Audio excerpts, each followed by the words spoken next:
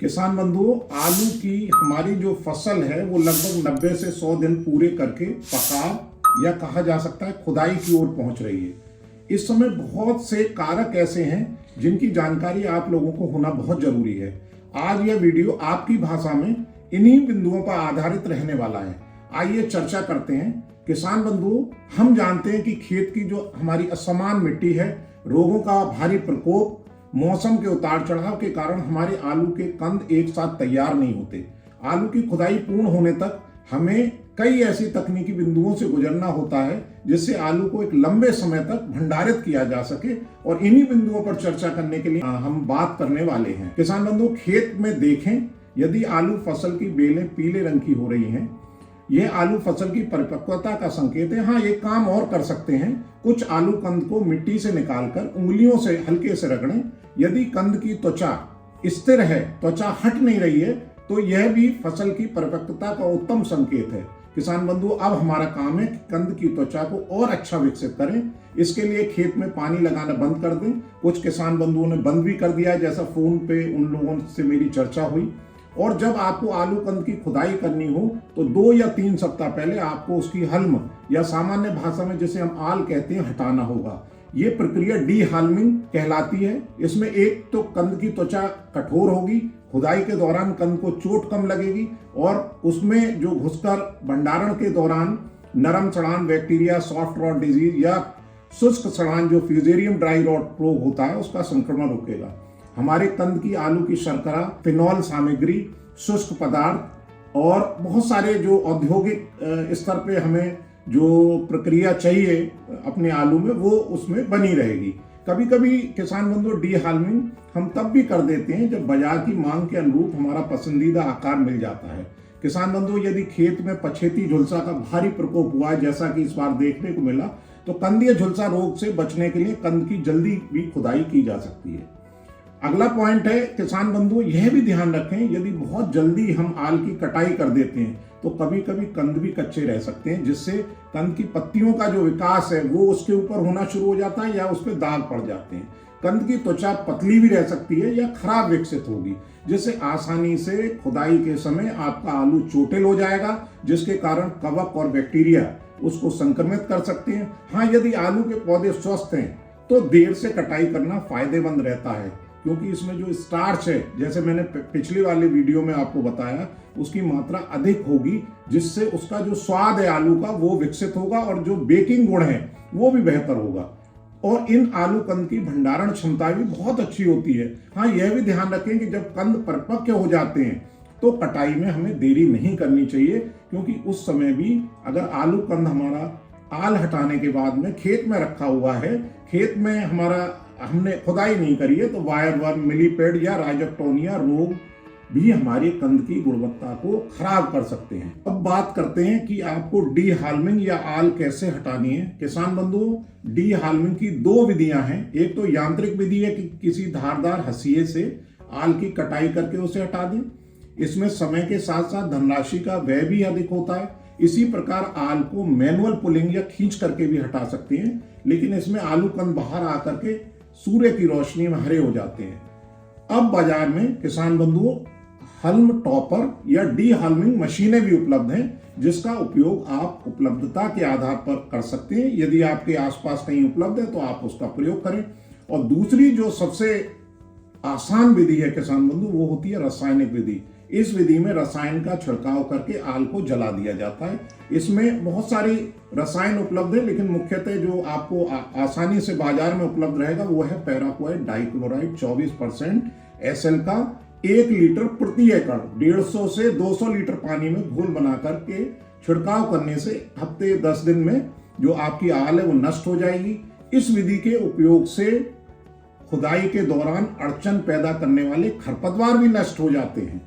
तो इस प्रकार से इस विधि से 2 लाभ आप लोगों को होते हैं। किसान बंधु, आइए अब बात करते हैं कि आपको अपने आलू की खुदाई कैसे करनी है। तो आलू की जो खुदाई है किसान बंधु, वो मिट्टी से आलू के कंदों को अलग करने, इकट्ठा करने की एक जटिल प्रक्रिया है, और पूरी दुनिया में इसका अलग अलग समाधान खोज रखा है। यानी कि हर जगह जहां जाएंगे वो अपना अलग सिस्टम है उनका। तो आलू की खुदाई में मिट्टी की नमी, खुदाई की तकनीक या जो हार्वेस्टर या डिगर आलू खुदाई वाली जो मशीन, उसका चयन ही मुख्य भूमिका निभाता है।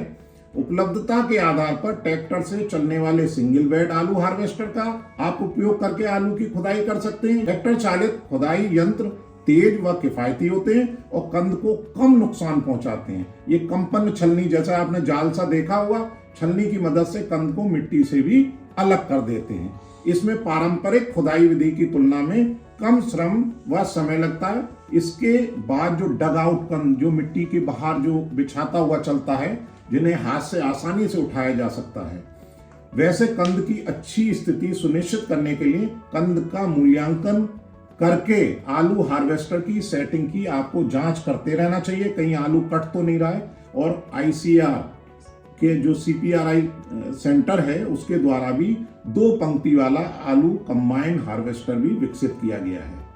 किसान बंधुओं, मिट्टी में लगे कंदों को कुछ समय के लिए खेत में ही छोड़ दें। कंद पर लगी मिट्टी कंद के सड़ने का कारण बनती है।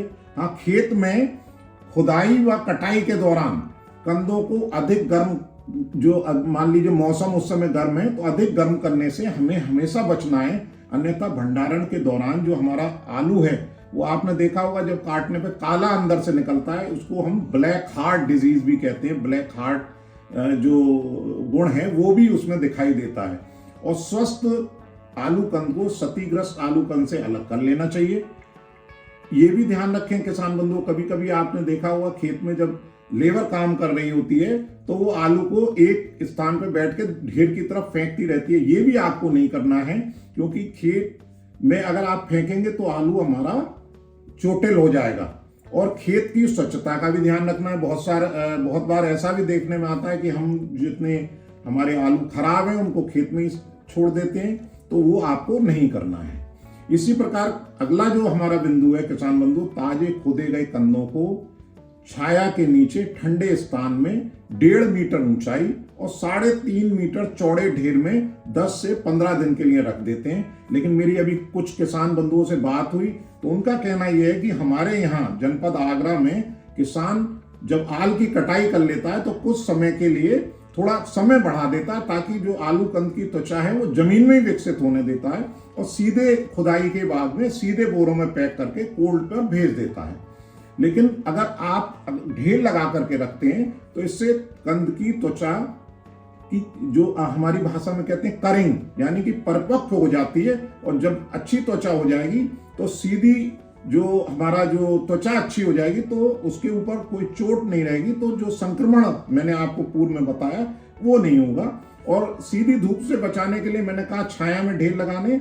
यदि सीधी धूप से बचाने के लिए ढेरों को आप धान या गेहूं की पुआल से भी ढक सकते हैं और एक तरपाल की भी व्यवस्था आपको रखनी चाहिए, क्योंकि मौसम का जो परिवर्तन बार बार आ रहा है और बार बार जो समस्याएं आ रही हैं उसकी वजह से आप मान लीजिए कोई बारिश वगैरह की ऐसी बात हो तो आप उसको ढक करके रख सकते हैं। यहाँ हम अपना इस वीडियो को समाप्त कर रहे हैं। किसान बंधुओं, भंडारण के लिए एक दूसरा वीडियो हम लेकर के आएंगे, लेकिन आप सावधानी रखनी है कि किसी प्रकार की दबाव, कोई चोट, खुदाई, भंडारण, छटाई और लोडिंग के समय या पैकिंग में, परिवहन आदि में किसी भी अवस्था में कंद पे नहीं लगनी चाहिए। अगर चोट लगेगी तो ये हमारे आलू के संक्रमण का प्रवेश द्वार बनेंगे।